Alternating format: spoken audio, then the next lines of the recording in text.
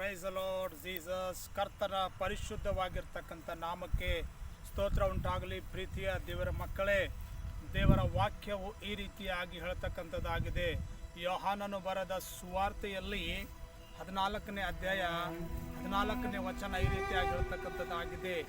ನೀವು ನನ್ನ ಹೆಸರಿನಲ್ಲಿ ನನ್ನನ್ನು ಏನಾದರೂ ಬೇಡಿಕೊಳ್ಳುವುದಾದರೆ ಅದನ್ನು ನೆರವೇರಿಸುವೆನು ಅಂಥೇಳಿ ಯೇಸು ಕ್ರಿಸ್ತನ್ ಏನು ಮಾಡಿದಾನಂದ್ರೆ ಹೇಳಿದ್ದಾನೆ.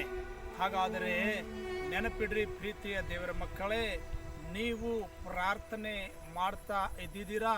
ನೀವು ಏನಾದರೂ ಯೇಸು ಕ್ರಿಸ್ತನ ಬಳಿಯಲ್ಲಿ ಕೇಳ್ತಾ ಇದ್ದಿದ್ದೀರಾ? ಆ ಯೇಸು ಕ್ರಿಸ್ತನು ಹೇಳ್ತಾ ಇದ್ದಾನೆ, ನೀವು ನನ್ನ ಹೆಸರಿನಲ್ಲಿ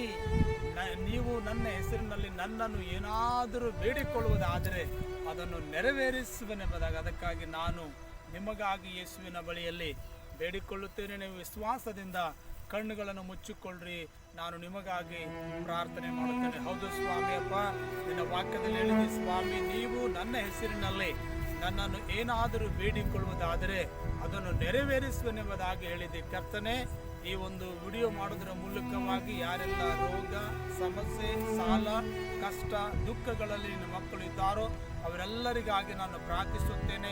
ಅವರ ಎಲ್ಲ ರೋಗ ರುಜಿನಗಳು, ಸಾಲ ಬಾಧೆಗಳು ದೂರ ಮಾಡು. ನಿನ್ನ ಮಕ್ಕಳನ್ನು ಆಶೀರ್ವದಿಸು. ಯೇಸಪ್ಪ ನಿನ್ನ ನಾಮದಲ್ಲಿ ಪ್ರಾರ್ಥನೆ ಮಾಡಿ ಬೇಡಿಕೊಳ್ಳ